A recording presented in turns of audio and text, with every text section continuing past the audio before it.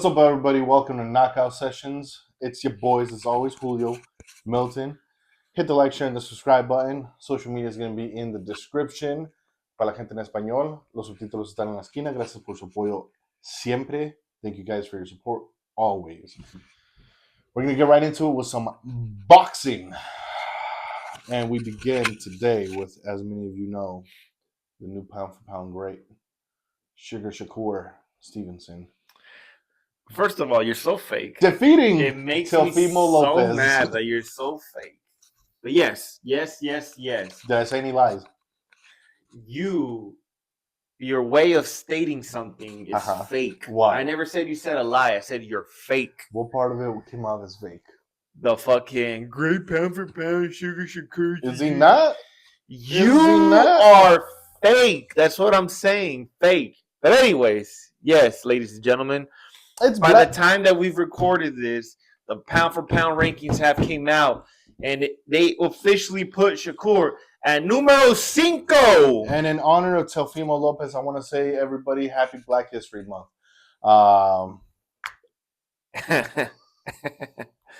Look, man, Shakur is officially in a shine bright like a diamond moment. 4-division champ.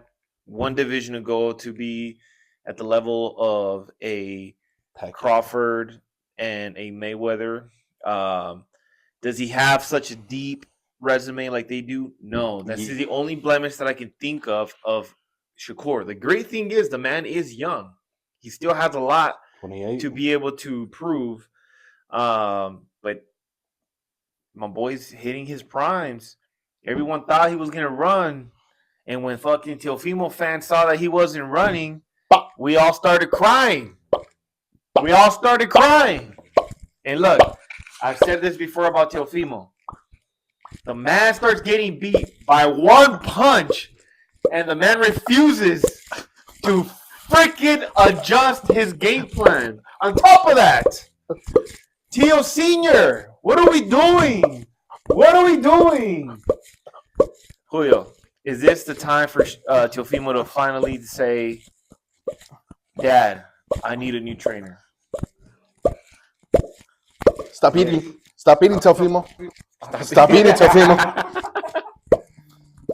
Yes, it is time for Teofimo to change cornermen. I was disgusted at the way that he was being told to adjust in this fight. It was a matter of, you gotta hit him, bro. You fucking suck. You gotta go in there and hit him, bro. You're fucking slow. If I'm Teofimo Jr., I'm like, well, bro, what do you see? What do you see that I don't? He didn't ask him that, probably because it's his father.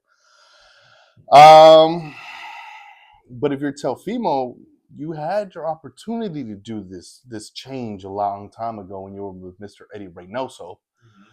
But that's neither here nor there. I also heard, I don't know if you heard, that when Teofimo was, after the fight, when he was getting his post-meds, medical treatments, he was alone. Yes, I did hear that, which puts the cherry on top of it all, because it's like, I forgot who's Andre Ward said. Right, Andre Ward, kind of commented on the fact that, like, out of all the people that should have been there for Teofimo, his father should have always stayed right there by his side, right? Yeah. And because if it were the other way around, right, Teofimo wins, where was everybody going to be at? Where are all the fakes going to be at, right? Surrounding Teofimo, fucking getting the fucking, the shine on the light or whatever moment. But when you lose, that's when you truly see who's right by your side. And the sad part is, his own father wasn't by his side, and that's what sucks. Right? Because, like you said, Teofimo has had the opportunity to be able to switch trainers at any point throughout his careers. But the real question was why? Why would he switch from not only his dad, but the person who helped him, who, quote unquote, become undisputed at 135, helped him, beat the undisputed champ at 140, helped him get, some of the biggest wins at 140. So why would you switch trainers if, technically speaking, other than the Cambosis mistake, you were doing great? I don't think he should completely distance his father out of his corner. I think he should still keep him. Make him a secondary coach. Yeah, it's like bring someone into the mix. Get a prime that actually has priority over him, because if Tio doesn't make that clear that this coach is the head coach, you already know Senior's still going to be fucking. They need to kind of find this lane, like where Oscar Valdez and his dad, when they went to Reynoso, Valdez Senior, he understood his role. He understood that he's the second man in charge. He'll still give his advice and he'll still kind of hype up his son. But realistically, the tutelage, the instructions will come from, in this case, an Eddie Reynoso, where Teofimo needs to find that coach, the one that can also guide him to these more analytical levels where maybe his dad in his feelings can't see past. Yeah, I just felt bad for Teofimo because, like you said, like where all the fakes at when you lose, when you're alone. And on top of that, like, there you saw in the press conference, like his dad wasn't there either. Like, was he dealing with some sort of personal matter? Was he kind of just absent because he just didn't want to show up? I doubt that because, he loves the spotlight.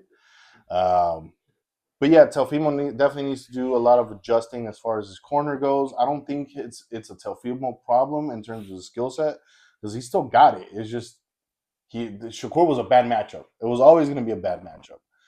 The only thing that made it enticing, like the way we talked about, the way we thought Teofimo could capitalize is because Teofimo has the footwork to keep up with the Shakur. He has the accuracy to give Shakur problems. He just didn't adjust, and he just decided, hey, I'm going to eat this buffet of jabs all night. Yeah, I mean, it's like everything that Teofimo's known for. It didn't seem like the footwork was there. The combinations didn't seem to be there. He couldn't seem to be able to catch Shakur. It looks like he was always one speed level, less than Shakur, which now, kind of flipping the script, just goes to show the greatness of who Shakur is starting to show, right? Like, everyone. Well, I was going to ask you, was this more about how great Shakur went up to, or was this a poor Teofimo Lopez performance? Don't matter, because at the end of the day, Shakur was the one who was consistent. That's what makes it great, because that's the problem that everyone always talked about Teofimo is his inconsistency, right? One day he can look like he doesn't belong, and then the next day he does something great, And at the end of the day, say what you want about Shakur, he's always been consistent, right? Like, his style might have not been consistent, but like him really outclassing boxers has always been consistent, So at the end of the day, I kind of told you, before, it seems like we're moving towards a new era where we might be seeing the rebirth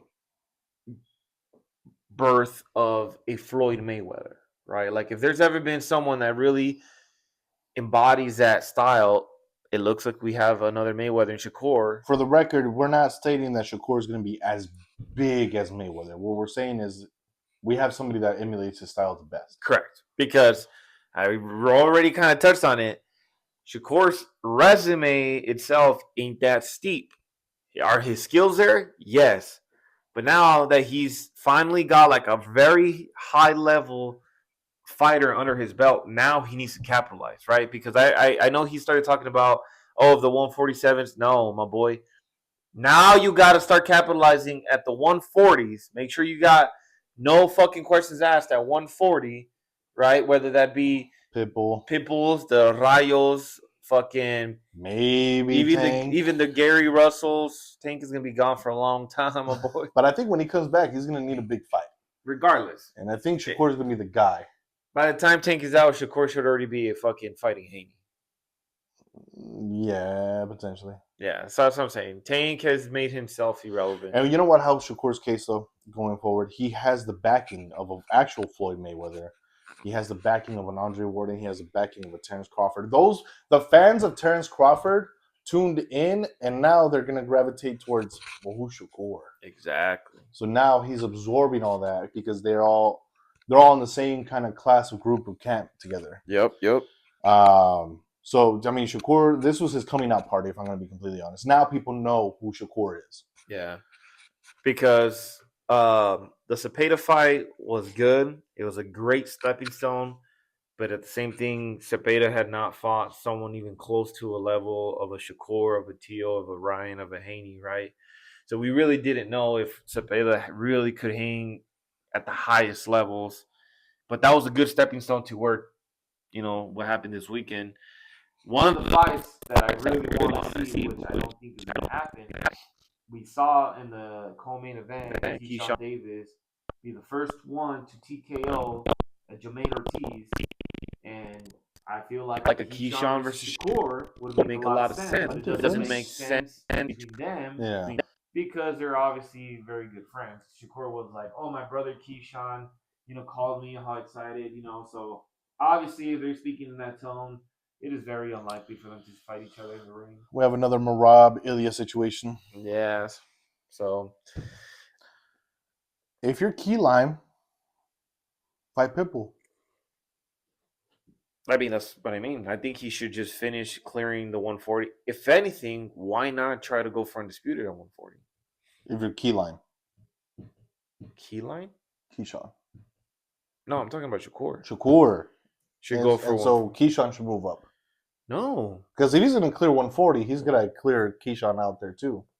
Well, I mean, that's what I'm saying. The faster you start collecting belts, the faster Keyshawn can do other side missions.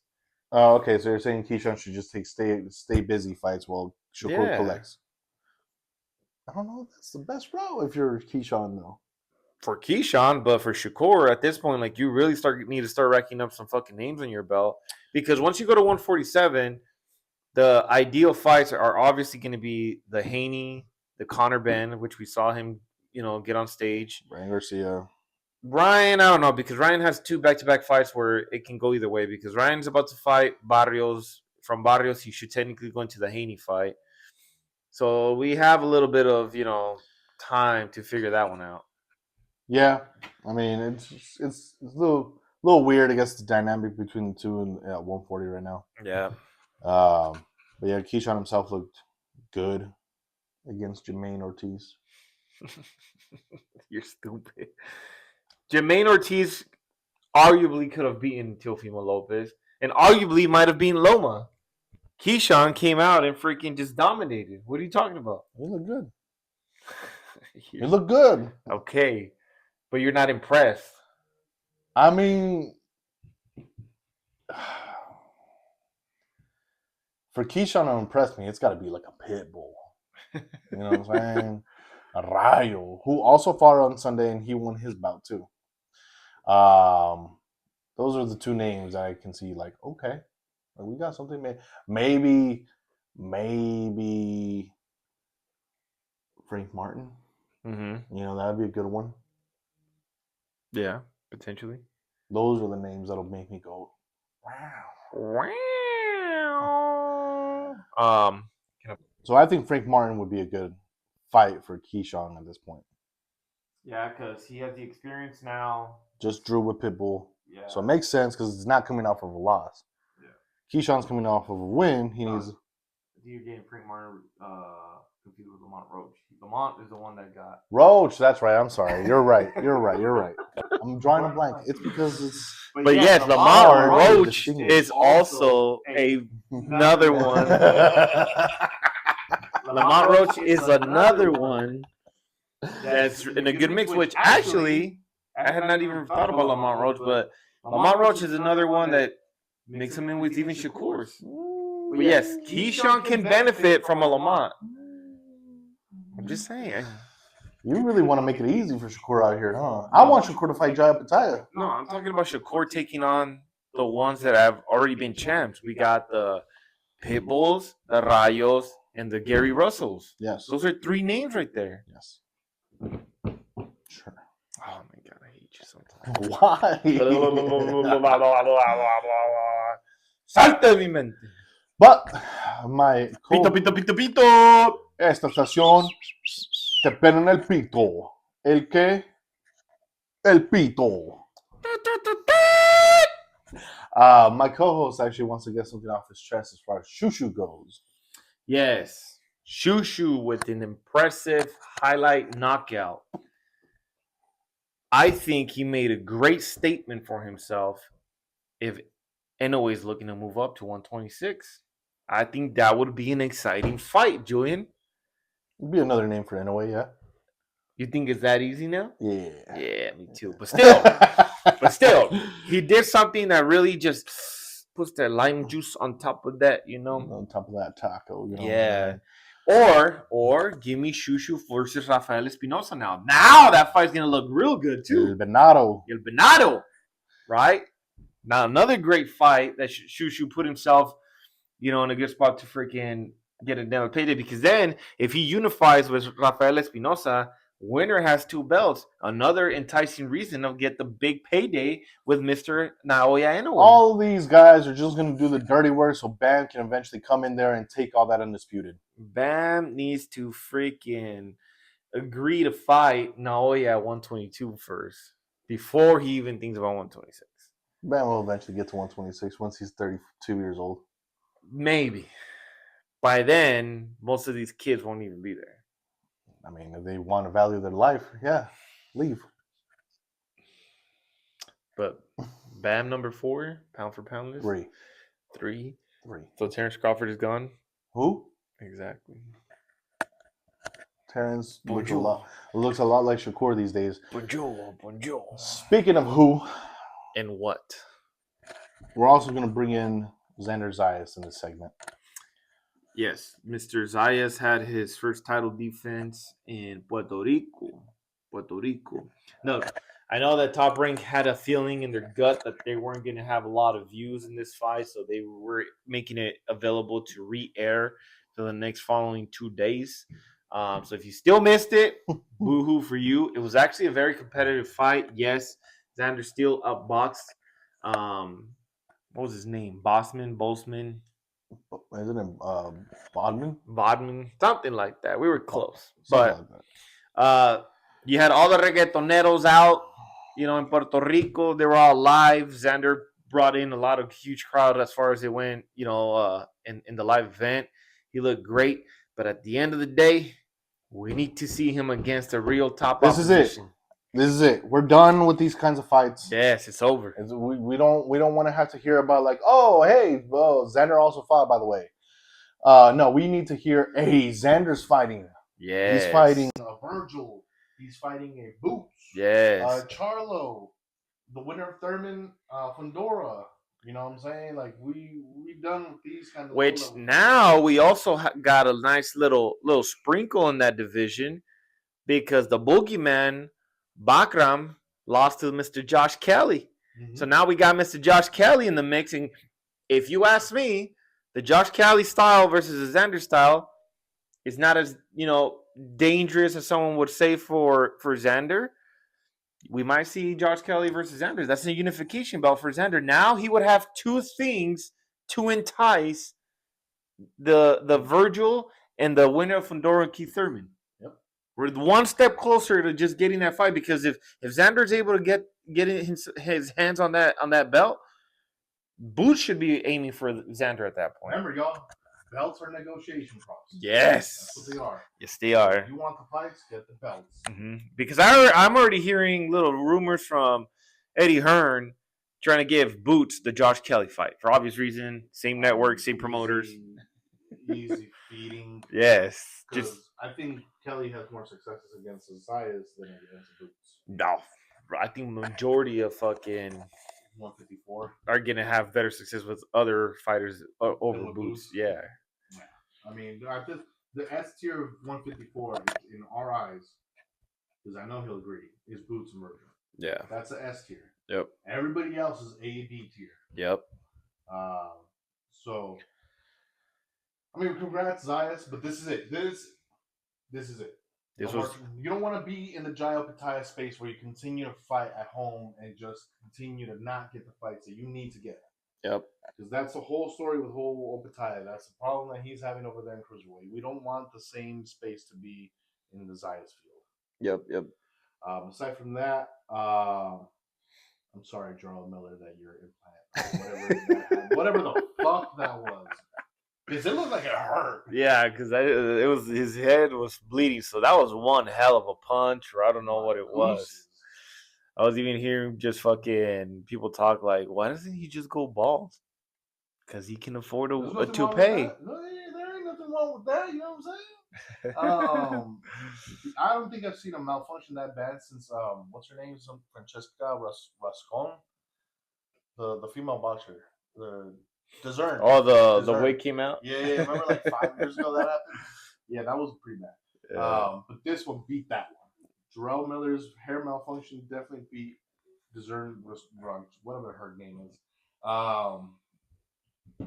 But it was meme worthy. So yes, we appreciate that.